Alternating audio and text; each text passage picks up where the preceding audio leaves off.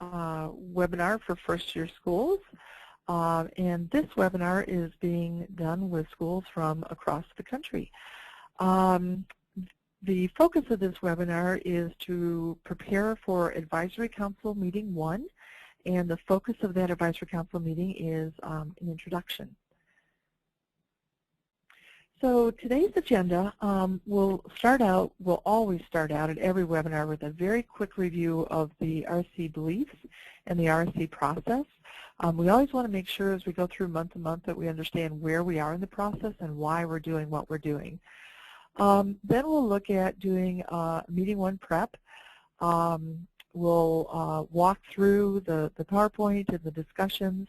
We'll look at the submissions that will come in after your first meeting with your advisory council.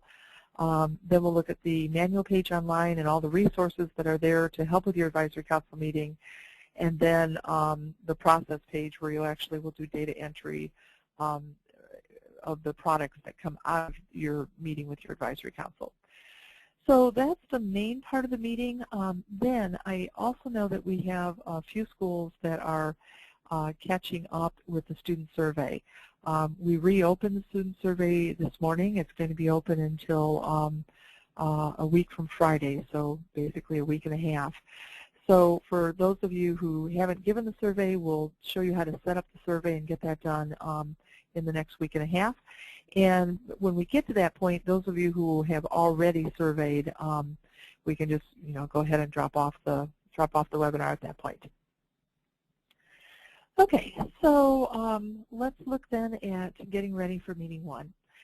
So quick review. We'll begin just by looking at RSC's beliefs again. And again, we believe that school counseling programs help students make sound choices in areas that impact academic success. But the key and the goal of school counseling is to help kids make sound choices. This is what we call the school counseling pyramid. We believe that when the students are involved in good guidance and counseling programs, that they tend to make better choices in areas that impact achievement, and then as a result of that, achievement goes up. When we're designing school counseling programs, then we just work it backwards. We start out by looking at what are the school's achievement goals, and then we ask, well, what are the choices that kids need to make in order to reach those achievement goals? And then we say, okay, how can we design our guidance and counseling activities to help students make those targeted choices? So the process that we're going through this year, the RSC process begins with us just getting ready. These things you've already done. You've put together a steering team. You've collected data. Some of you are still doing that through the surveys. You've conducted some self-studies, and you've put together or are in the beginning of putting together an advisory council. So those things typically happen over the summer. I know with this national group of schools, we're playing catch-up a little bit in that get-ready box. So the next step, which typically happens in September, is that we have the first meeting with the Advisory Council, and that's what we're going to go over today. At that meeting, we introduce school counseling, we introduce all the terminology, and we do the first task with the Advisory Council, which is to get their input on school counseling benefits. Then in October, we go meet with the Advisory Council again, and this time we're talking about our dreams. What are our dreams that we have for kids? What does the ideal school look like? What does our ideal student achievement data look like? What are our core convictions? It's all about dreaming about where we want to be, and that will become the focus of every decision that's made, is just getting us closer to our vision. Having a broad advisory council for this discussion is really wonderful because there's just lots of different perspectives that come to the table, and it really is a discussion that helps us all start heading in the same direction. In November, we'll look at, okay, what are the student choices that we want our school counseling program to help students make? Those will become our program goals. Then in December, we'll look at expanding our time and energy and funding. Well, the advisory council that's been carefully selected will help us do that. In some cases, they'll be giving us advice on how how to use time wisely or how to find funding ourselves. And at other times, what we hope will happen here is that the Advisory Council will start to get engaged. And they'll say, well, I could do this for you, or I could find this funding for you, or the things that you need, they'll come up with. And again, that's the rationale for having a very broadly based Advisory Council. So in December, January, we're going to expand resources. And then, given who we are, given how much time we have and how much money we have, we'll decide how many of the program goals we can tackle as priority goals. For a lot of schools, it's just one priority goal that they're really going to hit hard in the coming year. For other schools, it's 2 or 3 goals. But the priority goals are a small number of targeted goals that we're really going to hit hard. So then in February, once we have those priority goals set, then we're looking at what's causing kids to not make those choices. We'll look at several additional sets of data, and we'll figure out why aren't kids choosing to do the things that we want them to do. Once we know why they're not doing the choices that we want them to make, then we'll design activities to address those reasons and to help kids make the choices that we want them to make. Then after March, in April and May, the Advisory Council is finished, but the school counselors then will do the preparation for the coming year. They'll write lesson plans and a program calendar and individual counselor calendars and come up with a budget for the year. So that's the preparation that happens in the late spring. So that's the process. I'm going to pause real quickly, see if we have any questions. And I'm not seeing any hands up. I did want to mention to Amanda, if she's there, that this is the national webinar for schools outside of Indiana, which she's welcome to stay. But the Indiana specific one is at 3 o'clock. So, but you're welcome to stay, and we're covering a lot of the same information. So yes, it's fine to be here too. Okay. So now let's look at this month's activities. So we're prepping for that first Advisory Council this month, and the focus of this Advisory Council meeting is just to do an introduction to RSC. So the agenda for meeting 1 looks like this, and I'm going to open that up real quickly. Oops. There we go. I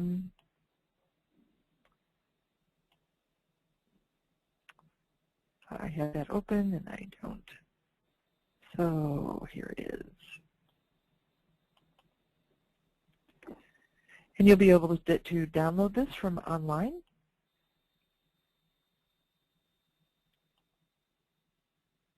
Okay, so here's the agenda. And again, you are welcome to edit anything. If you've got another name for this at home besides Redesigning School Counseling, put that name in, put your school's name up here. We don't care at all if you edit our stuff to make it fit your needs. So basically, the agenda begins with just a welcome, introductions, and a warm-up. I'll go into more depth in this warm-up in a minute. There's a real distinct purpose for this warm-up that we anticipate that'll take about 20 minutes. Then there's an intro to school counseling where you'll talk about the foundational beliefs. You'll define the different types of school counseling activities, and you'll quickly define accountability. That'll take about 40 minutes, we think. And then a short break. And then after break, we'll get into the organizational structure so that they understand that there's a steering team and advisory council and that lots of different people can do activities. We'll talk about the process, and then we'll look at the portfolio that you're developing and then getting the recognition from ASCA Ramp or Indiana Gold Star. Then there's 2 activities. The first activity is to involve the council in group norms, and we anticipate that will take about 10 minutes. And then there's a brainstorm on the benefits of school counseling for benefits for students, for teachers, for administrators, for parents, and for local economy. So that's the agenda. And then the PowerPoint that goes with that agenda looks like this. So I'm just going to walk through the slides, and that you'll be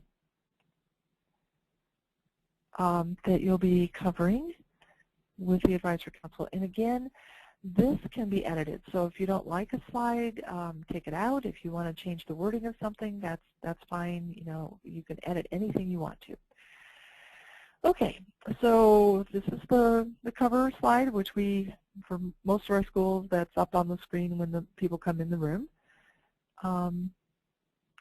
Then on the introductions, we're suggesting that you have people introduce themselves. But then as they introduce themselves, they can share what perspective they think they bring to the table. So they may say, you know, I can bring the perspective of third grade parents to the table, or I can bring this perspective of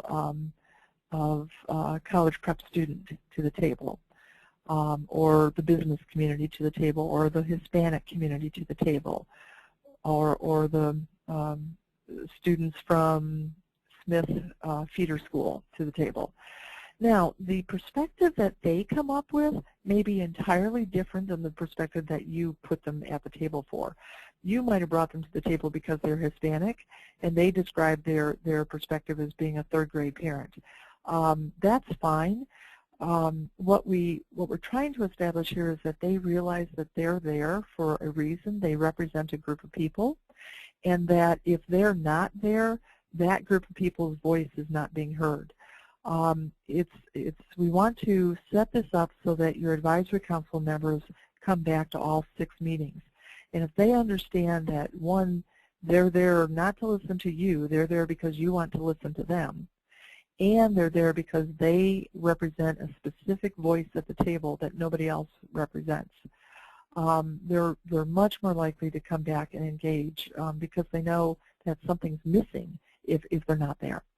So during introductions, you'll just set it up so that people will say, you know, hi, I'm Sue Reynolds, and I can represent the perspective of, you know, blank.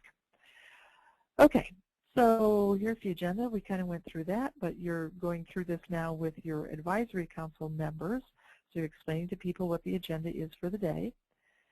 Then you're going through the foundational beliefs, and the purpose of school counseling is to enable all students to prepare for academic success at the next level, responsible citizenry, and employment in the global economy. So, and then here's the slide we've talked about several times before about the impact of school counseling, and then the pyramid. And then on this slide, we're emphasizing that school counseling is for every student. If your advisory council is typical, their perspective of school counseling is based on their own experiences with a school counselor, you know, 30 years ago or whenever they were in school.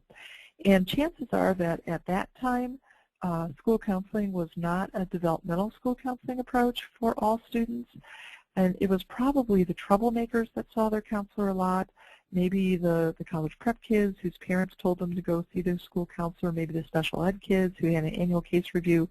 But probably when they were in school, most of the students never saw their counselor or saw them very, very rarely. So one of the things that we want to emphasize here is that this school counseling model provides academic, career, personal, social guidance for every student in the building. And so we really want to make your advisory council understand that things are going to be different. Things are different now than they were when they were in school. So then we're talking about the scope of school counseling, and we're starting to introduce terminology here. So we're talking about guidance, counseling, advocacy, and management. These are the types of school counseling activities. And now we want to look at each of those activities in more depth and start to introduce terminology that we're going to be using with the advisory council, you know, through all 6 meetings. So the first activity type is guidance, and you'll notice that as we introduce these, we're trying to use terms that are not school counselor jargon, but are just everyday terms. So we're not going to say things like responsive services, which school counselors understand, but you know, just a person who's not a counselor probably has no idea what responsive services means. We're trying to use terms that are in their language. So the first activity type that we're going to introduce is guidance. We're defining guidance as guidance activities help all students learn and apply knowledge needed to make sound educational, career, and personal social decisions. Guidance activities can be provided by parents, teachers, school counselors, community members. They're educational in focus. They're not counseling. They're educational in focus. So lots of different folks can get involved in teaching a guidance curriculum. The other key thing on this slide that I would point out to your advisory council is that word all again, that guidance activities are for all students because all students need help in making decisions about their future. All students need to understand career development. All students need to understand post-secondary options or where to find extra help in the school. So guidance activities are for all students. This is just a slide that shows kind of an example of what a guidance curriculum is like. I always talk about how the guidance curriculum is just like a math curriculum or a science curriculum, that there are subject areas and there are standards. And our subject areas in school counseling are academic development, career development, and personal social development. And then here are some of the standards, things that we want all students to be able to master. We want all students, for example, in academic development, to be able to demonstrate learning skills. Or we want all 5th graders to be able to analyze a career interest inventory.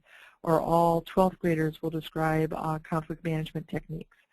So it's the guidance curriculum is just like a math curriculum or science curriculum. It's got subjects and it has standards. Also in guidance we have lesson plans. Just like we have math lesson plans and science lesson plans, there are guidance lesson plans. This is a lesson plan titled Learning Styles. The guidance goal is that all students will describe ways in which they can adjust their classroom learning strategies to complement their learning style. So the materials, time required procedures, just like a math or science lesson plan, we have guidance lesson plans in that part of school counseling. And then introducing the idea that guidance can happen in a couple of different settings. It can happen one-to-one. So when counselors are calling in every student in the building one-on-one to talk about their academic course selections, that's individual guidance where teaching is occurring. And it can also be through classroom guidance, that it can be when a counselor goes into a classroom and meets with a group of students to teach a specific concept or a specific knowledge. So individual guidance and classroom guidance. And then there are all kinds of guidance lesson providers. School counselors, of course, are guidance lesson providers, but it can also be community members through a Boy Scout troop or a church group or a youth service organization. It can be classroom teachers and as an application for academic content, or if the school has a teacher advisor program, guidance lessons can be taught as part of the teacher advisor program. So it's not just counselors that provide guidance lessons. It can be a whole lot of different people in areas where RSC has done really, really well. There are all kinds of folks in a coordinated way delivering guidance lessons to students in the school and in the community. Then the second activity type is counseling. We're defining counseling activities as activities that help some students successfully address social and or personal concerns that are interfering with learning. And this time, the emphasis is on the word some, because not all students have a personal or social problem that's interfering with learning. If your school is typical, about 20% of your students have some type of personal or social issue that is interfering with their learning. And counseling activities are not provided by all different kinds of people because they're not educational in focus. And so the people providing counseling activities are licensed school counselors, licensed school social workers, and licensed school psychologists who have a theoretical foundation and also supervised practice experience. So that's counseling activities. And then we're just reminding folks that kids bring a whole lot of stuff to school that interferes with learning, a whole lot of social personal issues, anxiety, eating disorders, stress, hunger, homelessness, just all kinds of stuff that they're bringing to school that if a school counselor or one of the other licensed professionals can help kids with these issues, it will enable them to learn in a more efficient way at school. Then we're also going to introduce here the idea of a student assistance team. This would be a team that does these tasks. First of all, let's talk about who's on the team in the bottom right. Team members consist of a licensed student assistance professional like a counselor, social worker, psych, trained teachers, and trained administrators. And what they do is they receive referrals from teachers or parents. They review cases, they recommend interventions, and then they follow up to see how the intervention is going. And if the intervention is not needed anymore, they'll remove the intervention, or if it's not working, they'll tweak it or adjust the intervention. So that's the idea of a student assistance team that works within the counseling part of school counseling. And then we're also looking at in the counseling part that, again, there are, while we want the licensed professionals to be the providers of counseling interventions like individual, group, and crisis counseling and consultation referrals, there are other people that can help students with social personal issues through friendly listening and information sharing, like peer helpers or teacher advisors or community mentors. Those people are not using counseling techniques, but they are using just friendly listening to support students, and that can be a very helpful intervention. And then at level 1, there are also very simple interventions sometimes that are helpful with the social personal issues, such as a seat assignment or a homework log, and parents and teachers with no training whatsoever can implement that kind of intervention. So the intervention doesn't always have to be heavy-duty therapeutic or heavy-duty counseling type of intervention. It can be a listening intervention or something as simple as changing a seat. Okay, third type of activity that school counselors do is our advocacy activities. Advocacy activities we're defining as activities that create an environment that supports rigorous learning for all groups of students, for example, low-income students, and all individual students. And advocacy activities can be provided by all different kinds of people, but it is one of the responsibilities we feel of school counselors. So what they're doing when counselors are being advocates is sometimes they're being an advocate for a group of students, like if there's a high school course that has a course attached that low-income students can't afford, the counselor then might be the advocate for the low-income students to get that procedure or policy changed so that fees are no longer charged for that course. So they can be advocates for groups of students. And also counselors can be advocates for individual students. They can work on behalf of a student to change a teacher's policy or procedure that maybe is interfering with learning for that student, or they can represent or be an advocate for an individual student in an annual case conference. So those are advocacy activities that counselors do.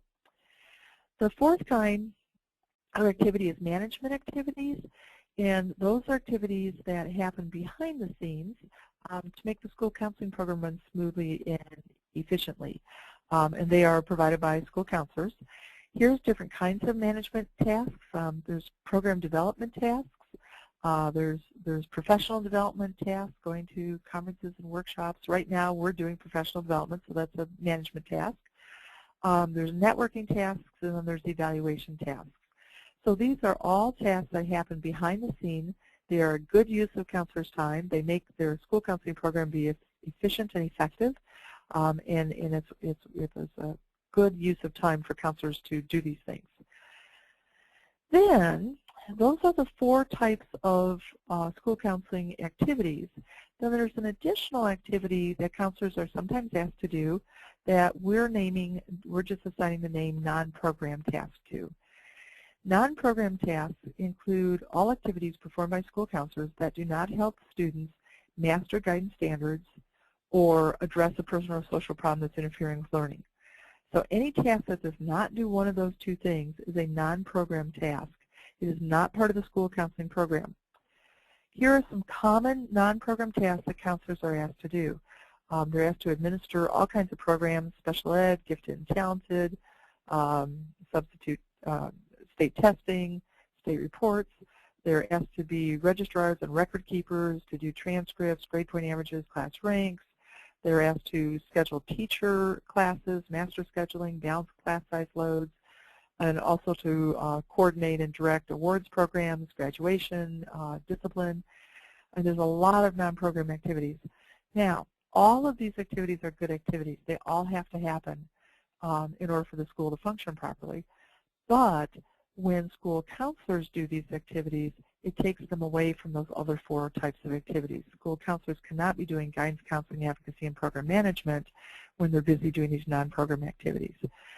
So they're good activities, and I can tell you in my own practice, before I started this program, I was spending 90% of my time doing these activities. I couldn't get rid of them all overnight, and we just had an arrangement with our administrator after going through this process that one a year would come off the list. And when I left the school to go to the State Department, I had been spending 90% of my time doing these things. When I left 7 years later, I was spending 10% of my time doing these things, and we had found a way to get rid of all the rest of them and give them to other people. So, so we'll talk about this later. The one thing I want to point out here, though, is when you're doing this slide, is sometimes principals or your administrators, if they're in the group, get a little defensive on this part because they know somebody has to do these things and they know they don't have the time. So I would just tread real lightly here. I always like to say these are good activities and somebody has to do them, and if it makes the most sense for me to do them, that's fine. But I just want to look at what am I not doing for kids when I'm spending my time doing these things, and then we'll discuss that at a future meeting. So, okay. Then finally, in this section, activity balance, we're saying to the Advisory Council, one of the things we're going to do later, after we collect data and really look at all of our students' needs, is define what percentage of time do we want our school counselors to spend doing guidance activities, counseling activities, advocacy management, and non-program. And then, just aside, this is the place where when we get to this point, it's going to be so obvious that kids have so many different needs that your Advisory Council is likely to say that they want 0% on non-program or 5%, and then the discussion from there will be about, well, how do we get rid of this over time? It's not going to happen all at once, but how do we get rid of it over time? Okay, and then before break, we're also talking about accountability. So we're reminding people that our accountability is going to focus on that middle part of the pyramid, making targeted choices. And one way we're going to collect data, or one way we have collected data, we're telling the Advisory Council, is we gave our students a survey, and we'll be presenting to you the survey data, where we've asked students to report on if they have made specific choices or not. Have they chosen to take a career interest inventory? Yes, don't know, no. Have they chosen to write a high school course plan? Yes, don't know, or no. Have they submitted a FAFSA? So we have results data that's self-reported by students, and then we also have results data where we can count other items. For example, on the career interest inventory, we could have a log where students had to log in in the computer lab before they took a career interest inventory. So we could keep the data that way. Or one of the things I like to do is on the high school course plan, I just open up my file drawer and see, if I knew if I had X number of students and I had X number of plans in my file drawer, then I could calculate the percentage of students who I had course plans for. So there's other ways besides a self-report to collect results data. And you'll have both opportunities to do both the survey and, if you want to, also to count items as we go through the process. So, okay, so then break, and I'm going to take a break then here too and see what questions do you have. See if anybody's hands are up or, nope. Okay, I'm just going to head right on then. So now we're just introducing the organizational structure. We're just explaining that that there's a steering team, and the steering team their job is to facilitate 6 meetings with the council and to use the council input to develop a school counseling program. They are the worker bees. Then we have an advisory council. Their job is to attend 6 meetings, to provide input and feedback, and to serve as ambassadors for the school counseling program. They are the thinker bees. They're not worker bees. In between meetings, they don't have to do anything, but we want them to make sure that they hit all 6 meetings and really do some good thinking for us. So then there's RSC Implementers, who we kind of talked about this. The people implementing guidance activities can be parents, educators, community organizations. We're hoping down the road that there's lots of different folks that are implementing guidance activities. And then the process, and I won't go through this again, but here is the process, and we're going through each of the steps. And then that brings us to the portfolio. So we're just showing this one screen to the Advisory Council to just let them know that there is an online portfolio that you're building as they go through. Every time they give you input, that'll result in a product, and then that product will go into the system. And then at the end of all of this, you'll have an online electronic portfolio that you can submit reports from to be a recognized ASCA model program. And then one thing, too, I would emphasize here is that the whole reason that we're doing this is not to get the award. It's to help kids. The award is just kind of a side benefit. It's kind of nice after doing all this work to have somebody recognize that you really went the extra mile for kids. But the focus, the purpose is not the award. The purpose is helping kids. And then that slide you would take out, of course, because you're not in Indiana. And then finally, there's a group norms brainstorm. I put a slide in so that if you wanted to record the brainstorm on a flip chart paper, you could do that, or you could just type right into this slide as people gave responses. Remember, in a brainstorm, all answers are right. There's no discussion, and everything gets recorded. So every idea goes up on the screen or on the flip chart. Even if it's off the wall, it goes up. Because if somebody said something silly and you don't put it up, then you're being judgmental. And even if they meant it to be silly, if you put it up, then they realize that you're taking everything that they say seriously and that you're listening. So we always put everything up, even the silly ideas. Then we're going to do a consensus check on the group norms after you've got them all up. And the consensus question is, can you live with and support those group norms publicly?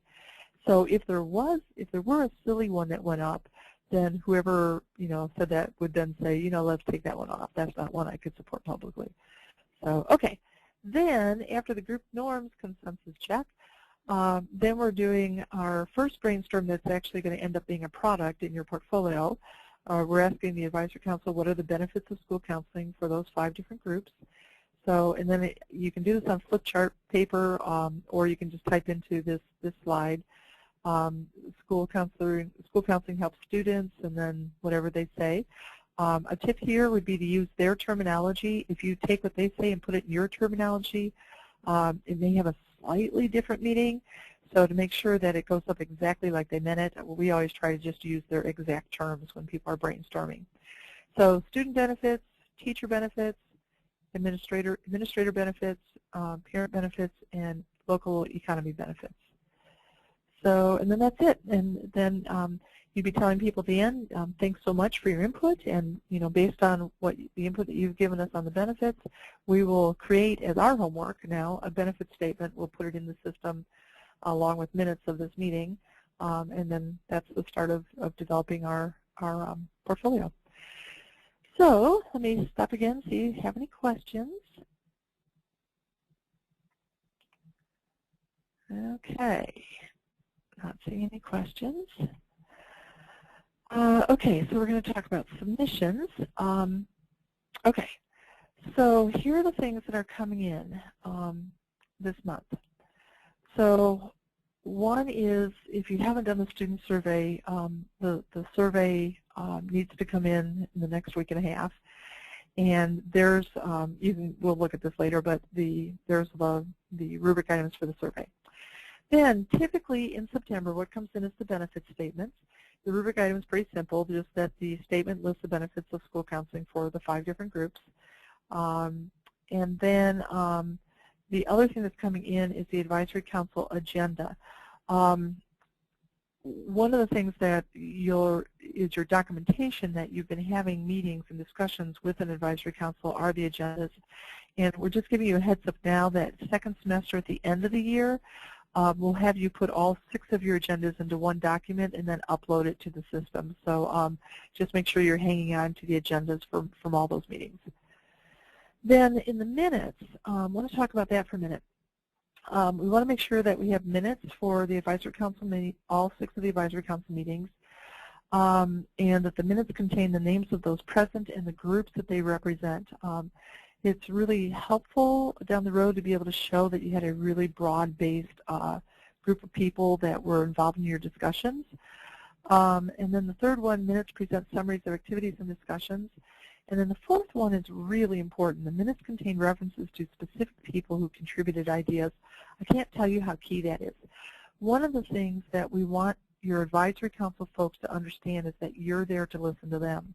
It's not the other way around. They're not being talked at. They're being listened to. And so what we like to suggest to schools is that in the minutes you say, you know, Jane Doe felt that, and then just, you know, quote Jane Doe in the minutes. And if you do that with 3 or 4 people each time in each one of your sets of minutes, and then those minutes go out to people, then Jane Doe is thinking, oh my gosh, it was really important that I was there because they not only heard me, they thought that what I said was important enough that they put it in the minutes. And I can almost promise you Jane Doe will be back at the next meeting. So it's just a really good way to show folks that this is not a typical meeting where they're being talked at, but this is a meeting where they're being listened to. It's really a good strategy for letting people know that they were heard. Okay, so now let's go to the manual page. Just a couple of things that you're going to see, and then we'll actually get online. So this is, when we get to the manual page, this is what you're going to see. So we're providing for you a cover page, an agenda, a roster sheet with the last column where it says perspective. You'll leave that part blank and then fill in the rest and give it to your Advisory Council members. The RSC intro presentation, an RSC diagram, that's a one-page kind of big diagram, and then a template where you can type in all of your meeting dates for the year. And we do suggest that you set all your meeting dates for the year ahead of time so that everybody can work all their other meetings around your meeting. So that's the introduction. Then also in the manual you have a bunch of tools to help you with this meeting. So the first one is a document that says prep for meeting 1. It's just here's the steps to do to get ready for this meeting. The second document, always for each meeting, is the facilitator notes. And in that document there's all kinds of tips about what to do during the meeting, what could go wrong during the meeting, how to keep it from going wrong. There's all kinds of stuff there. And then you've got a couple of posters that you can either hand, make into a poster, or take it to Kinko's and have them blow it up into a poster size if you're using posters for that part of the discussion. And then there's a sample. Usually if we ask you for a product, we give you a sample of one, so there's a sample benefit statement. And then there's a list of tasks following the meeting. So that will always say, okay, after this meeting, here's your products, here's what you need to put into the online system, here's some things to do to prepare for the next meeting. There's always just some tasks. So let's look at those real quickly. Here's what the prep for meeting 1 looks like. So as you can see, it's just a list of steps. Brainstorm Advisory Council members, call the Advisory Council members, set the dates for the meetings for the whole year. And then there's just a planning guide there. Who's going to do that and when is it going to be done by? Most of our steering teams will have 3 or 4 people on them, so this just gives them a good way to divvy up the tasks, and it kind of helps them to guide their discussion. Then here's what that second document looks like. There's a ton of information in this. So you can see the top part of the document is always these 4 quadrants: the objectives for the meeting, what we're trying to do with this meeting, how to get ready for the meeting again, what the handouts for the meetings are, and then what the products are for the meeting. So for this first meeting, your products are the group norms poster and the school counseling benefits brainstorm poster. Those are the 2 products that are coming out of this meeting. Then if you scroll down, what you're going to see is, like, here is the part of the agenda. This is the first thing on the agenda, the RSC School Counseling Intro. And then in blue right underneath, there's all kinds of tips. Like, for example, in the introductions, here's tips on how to conduct that introduction so that you're capturing people's perspectives. here's a discussion about foundational beliefs, about how most people don't know about what school counseling is. It's kind of all the little tips that I've been doing during this webcast. We kind of put them all in writing here so that you've got a written document to refer to as well as the webcast. This is what it looks like, the last document, the task following meeting 1. So in this case, after meeting 1, you're going to have a benefits statement, you're going to have minutes from meeting 1, and then the other task is to print the minutes and send them to your advisory council members. And then sometimes we have a specific prep for meeting 2. In this case, at your second advisory council meeting that's going to happen in October, we need you to get a copy of a 60 minutes film called the Lorraine Monroe Doctrine. And we've given you 2 free ways to get that. One, you can get it through YouTube. The other way is that we'll loan you a VHS copy of the 60 minutes tape. The tape is now out of print, so it's only a loan. We need them back because we can't buy them anymore. So there's 2 ways to get this before you get to your next meeting in October. We just wanted to give you a heads up so that you have plenty of time to get that film. Okay, let's see if we have questions. Don't see any questions. Here's the process page. So this webcast that we're doing right now will be put right here. So this is the intro webcast for September. This will become blue, and then if you want to look at the webcast later, you can click that. Then here's the step for Conduct Advisory Council Meeting 1. If you click this link, this download link, it takes you straight to the manual where you can download all the materials you need for Meeting 1. Enter your benefits statement. Here's a tool that will help you do that. I think this is the sample. Then here's in the Enter column, here's where you go to enter the benefits, and then here's where you go to print out your report. Same thing with minutes. Here's where you enter them, and then here's the report. Okay, so let me get online and show you how this works online real quickly. Okay, so I am logged in as Demo USA High School. Make that a little bit bigger. I'm going to go to the process page. And I'm going to scroll down till I get to September. And here's my September theme, Introduce Your Advisory Council to RSC. So I want to go over specifically the Enter Edit pages. So on the benefit statement, I'm going to click on Enter. And you can see you've just got some text boxes here. So benefits for students, school counselors help students, and then you would just type in your text. It could be a paragraph. It could also be a bulleted list. In the online system, our online system does not recognize a bunch of fancy bullets. It will recognize, though, dashes. You can make a bulleted list this way. Or another way that some people like to do is just to use a small O, letter O, and just enter your bulleted list that way. Okay, so benefits for students, benefits for teachers. Our programmer likes to put save buttons all over the place just to remind you to constantly save so you don't lose time if you forgetting to save something. So that's that, and just hit the save button, and then that will be it. And when you get over to the report, that report will be all ready for you to print.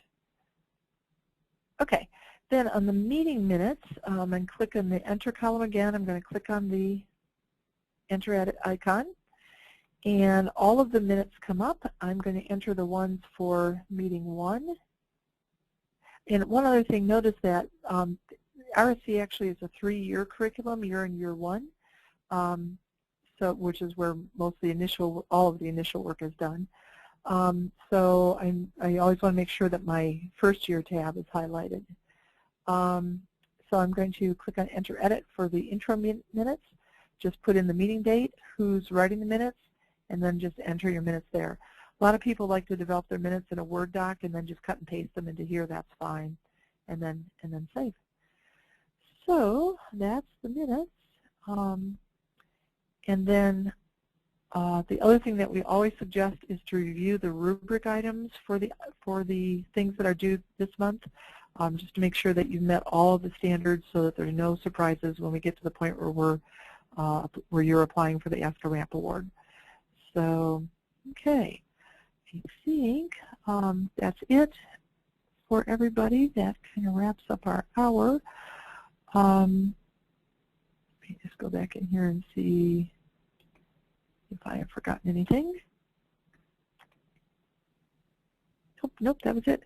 So that is concluding the September tasks. And I know that some of you have already surveyed, and I'm just going to go ahead and talk about the survey for those of you who have not surveyed. And those of you who have surveyed, if you want to drop off the call now, that would be certainly understandable since you've already done this. So, okay. So I'm going to go on with the survey. This should take maybe 10 minutes or so for those of you who are catching up. Okay, so the survey window is now open. It's open from today, September 3rd, to the 13th, so about a week and a half. One thing that's really, really important is to realize that you are giving last year's survey. It's really important then that your students take last year's survey, that if they're in 8th grade now, they take the 7th grade survey. If they're, they're in 10th grade now, they take the 9th grade survey. They have to take the survey for the grade that they were in last year. This coming spring, on March 15, 2014, then your students can take the survey from their current grade. But we're taking last spring survey, so it needs to be past tense. Okay, so the survey logistics. Who takes the survey? All students in grades 3-12, and then there's a paper survey for grades K-2. Actually, this is different this year, and all counselors. Okay, so what's on the survey? There are 4 sets of questions on the student survey. There are student choice questions, and that's a default set. Everybody gets those questions. Then there's guidance standards questions or guidance needs questions. There's student assistance needs or counseling needs questions. And then the 4th set of questions is about what kids think about their school counselors. They're asked to talk about their school counselors' knowledge, their skills, and their dispositions. Then I know that when you give the survey, you're likely to get questions about who's going to see the results. So there's 2 types of results. One is group data. The public is able to see group data unless there are only 10 or fewer students in the group. Then we don't show group data, but if there's more than 10 students, then we do show the public group data. And of course, the school counselor can see the group data as well.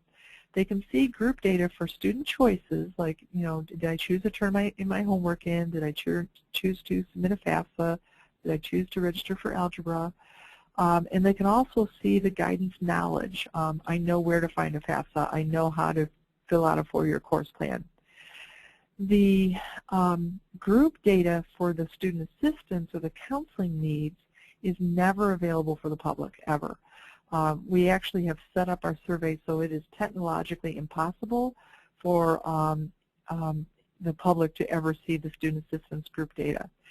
Also, the public will never be able to see what the students think about the school counselors. That is private. The only people that can see that data is the school counselor. Okay, so that's group data. Who gets to see the group data? The group data is available at, and here's a typo, there actually should be dashes in here, is available at our web address, then /RSC-public-data. That will bring you up to the survey results for the public part of the survey. Okay, then who gets to see the individual results? The public never gets the individual results, ever. And again, this is where we made our survey so that it was technologically impossible to ever, for anyone to ever see individual student responses to a student assistance or a counseling needs question or a perceptions of the school counselor's questions. We never wanted counselors to be in a position where someone would say, well, you should have known that that student was thinking about suicide, or you should have, or you're not being nice to that student because they said something bad about you in the survey. It is impossible for counselors to get those survey responses for an individual student. But it is possible for counselors to get individual student responses to the student choice questions. So counselors can go in and say, give me a list of kids who don't know where to find a FAFSA, or give me a list of kids who get C's and D's in the report card but don't know where to find extra help, and they can get those names, provided that the student has agreed during the survey that their responses on those questions can go to their school counselor. We have been over this with several attorneys that specialize in FERPA, and we've also talked about this with the head of FERPA, and we're fine with releasing data this way because this data is going to a school, and we're not passing the data outside of the school.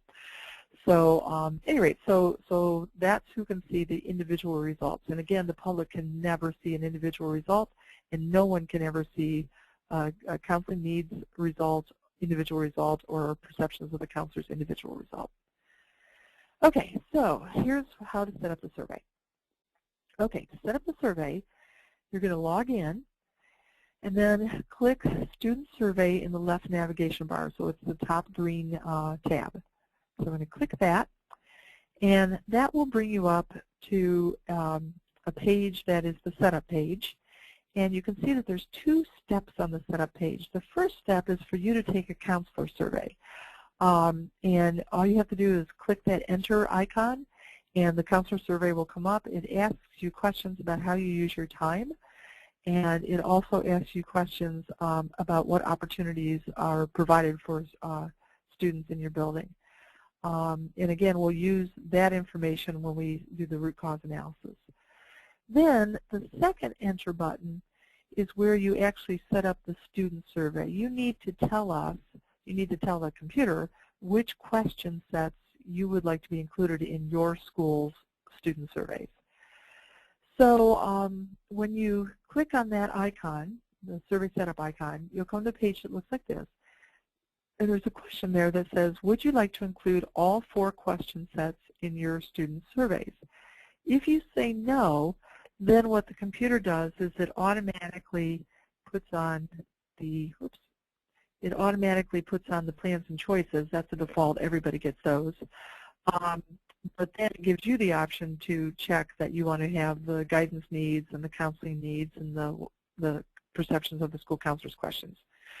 However, because you are interested, I think, all of you are interested in the RAMP award, I would say yes to this question. Would you like to include all 4 question sets in the student surveys? I would say yes. That way you have the most abundant use of data. And when yes, all 4 of the question sets will automatically be checked. The other thing that people sometimes forget to do on this page is make sure you hit save. You've got to scroll all the way to the bottom and then hit save on this page. As soon as you hit save, instantaneously, this page will come up, and it gives you your survey codes. So it tells you that your student code for your 5th graders is 5TZQSG, and 6th grade, 7th grade, 8th grade. So there's 4 grade levels in this school. Notice that each of the codes starts with the letter of the grade level. That will help you hopefully from mixing up the codes and giving your 6th grade code to your 5th graders, etc. However, because you're giving last year's codes, you need to give your 8th graders are going to get the 7th grade code, your 7th graders are going to get the 6th grade code. Everybody gets the code from the year before. The lowest grade in your school won't be able to survey because there is no code for a grade that doesn't exist in your school. So, and then there's a note down here in the bottom that says students will be asked questions in these survey sets, and it has all of those listed. If there's a mistake there, quickly go back to setup and change it. Once one student has taken the survey, we can't change the setup anymore. So, so it's really important to make sure that you've checked that and you've got it like you want it before you pass out those survey codes. And then students will go to the student survey welcome page, and I'll show you that in a second. Let's talk about, though, then how you get the kids to the computers. There's several ways to do this. It is a challenge, but we've had, we surveyed 40,000 kids last year, so there are hundreds and hundreds of schools that have figured out a way to get kids to the computers. I think the most popular way to do this is that the counselors, with the principal's understanding, will say to their teachers, okay, everybody in the next week and a half, sometime during 5th period, would you please make sure that all of your 5th grade students have surveyed? And then each 5th period teacher is taking the students to the computer lab sometime in that week and a half and making sure that everybody in their class gets surveyed. Or in elementary school, you could say, today all the 3rd grade teachers, would you please make sure your students get surveyed? Tomorrow all the 4th grade teachers, make sure your students get surveyed. That's one way. Another way, actually the first time I did this is what I did. I just sent passes for 30 kids in an hour, and all the kids met me in the computer lab, and we just did it. It took me several days of my time to get them all in there, but it didn't involve any teachers. It just involved me in it, and it worked pretty well. Having teachers be agreeable with letting kids out of class, I realize is a challenge sometimes. So when we give the survey in the spring, the survey window is a 3-month survey window, so it's a lot easier to convince those 5th grade teachers, sometimes in the next 3 months, would you please survey your kids? Okay, so those are a couple ways to do it. Another way to do this is you could send home the survey codes and ask kids on their own time to survey. You won't get very many surveys that way, but if you can't survey at school for some reason, there's absolutely no way to do it, then another way to do it would just be to send the codes home and ask kids on their time to take the survey. I would not recommend that way, but it is a possibility. Okay, so now when the kids go to the computer, before we get there, when you go back to the survey setup page, if you forget your codes, you didn't write them down, or you think maybe one's wrong because it's not working or whatever, if you go back to the setup page, it shows the survey codes right in the middle there, so you can always get to the survey codes. And then the other thing is to make sure that you've read through all the steps of the survey administration. We have, for example, instructions that you can pass out to your teachers if they're helping you give the survey. There's also a point in here where you can get a list of students who have taken the survey. So if you want to check to see, do Mrs. Smith's kids get to the computer, you can, look up her students and see if they've taken the survey. And then there's also in number 9 there's a running total of how many students in your school have surveyed. So right now it's 0, but as students start to survey, that total will grow, that number will grow. Okay, so taking the survey, and we decided to put dashes in these URLs. So that should have dashes. Okay, so RSC-student-survey. So when the students go in, so if it's a teacher, the teachers are going to take the kids into the computer lab, the kids log in and go to this page, and here's what comes up. So all the kids need to do is to type, whoops, let me back up.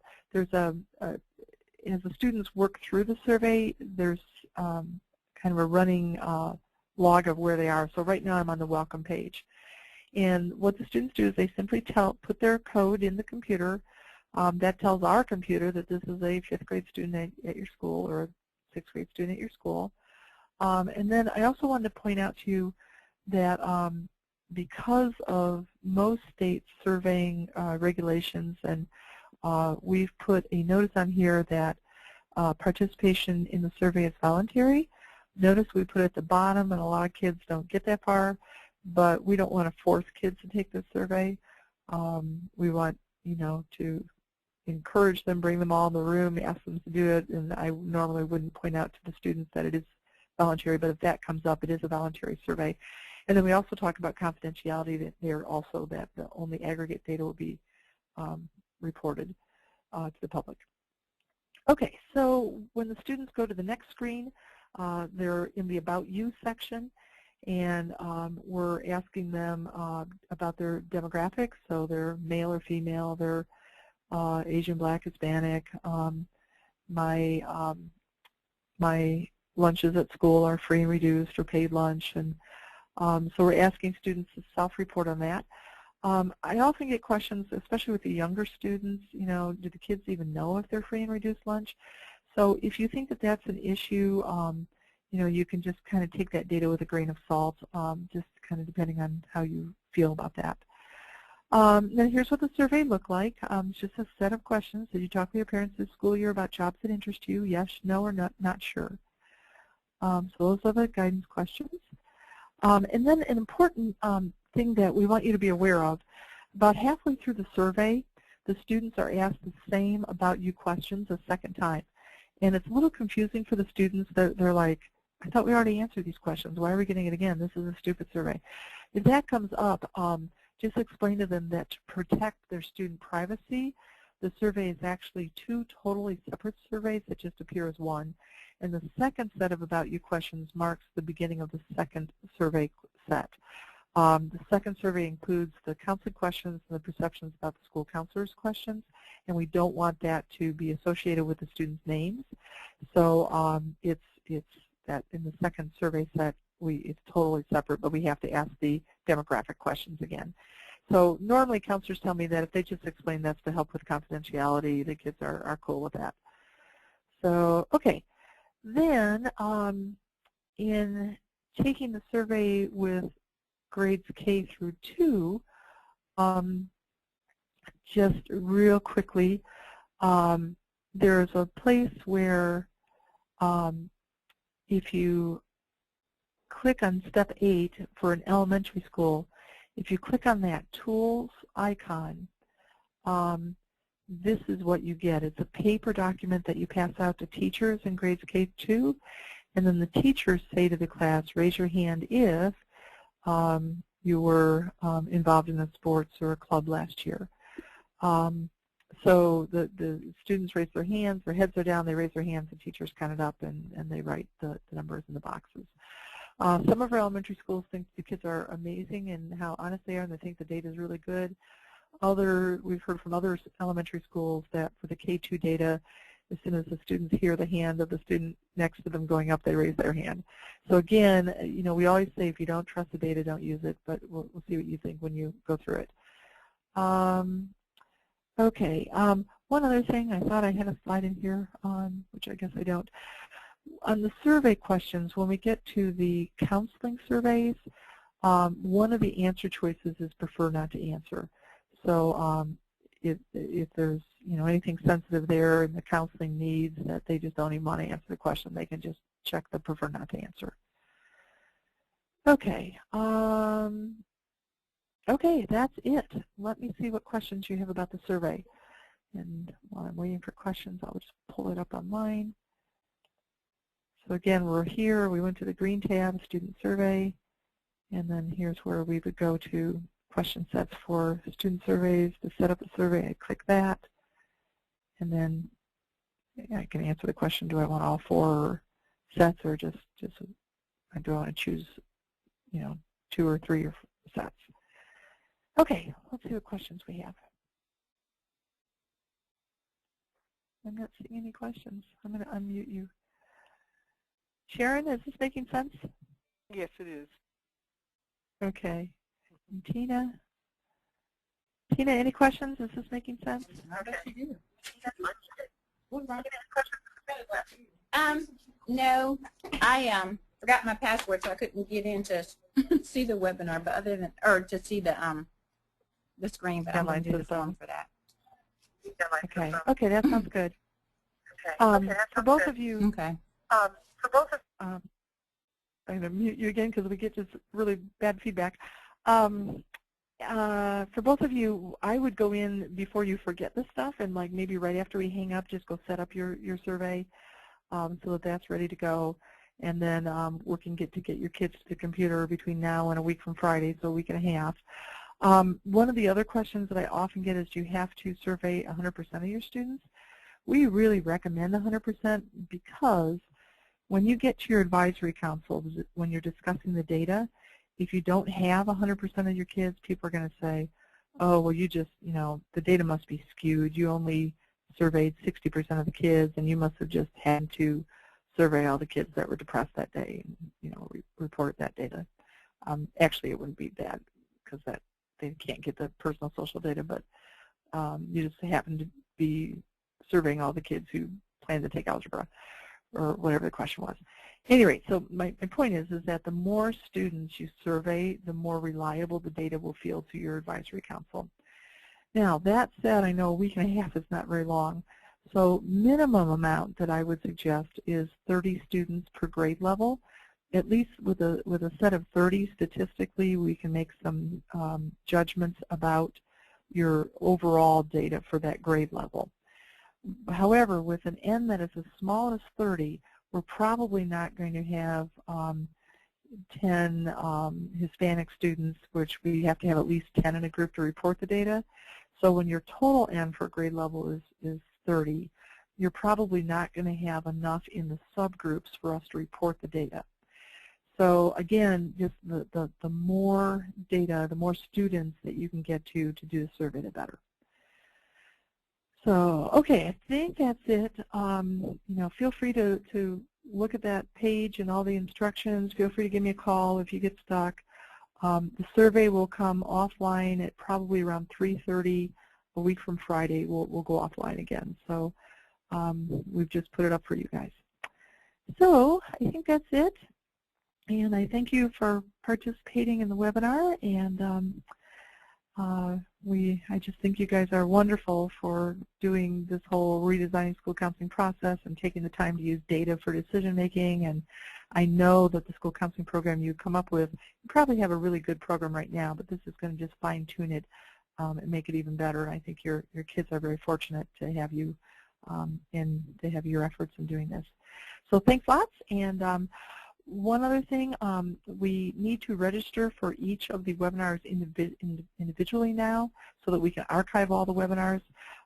So we sent you all of the registration links this morning, but we'll send you a reminder probably a week before the next webinar, which is the first Tuesday in October. So thanks everybody, and we will see you in October. Good luck, and call us if you have a question.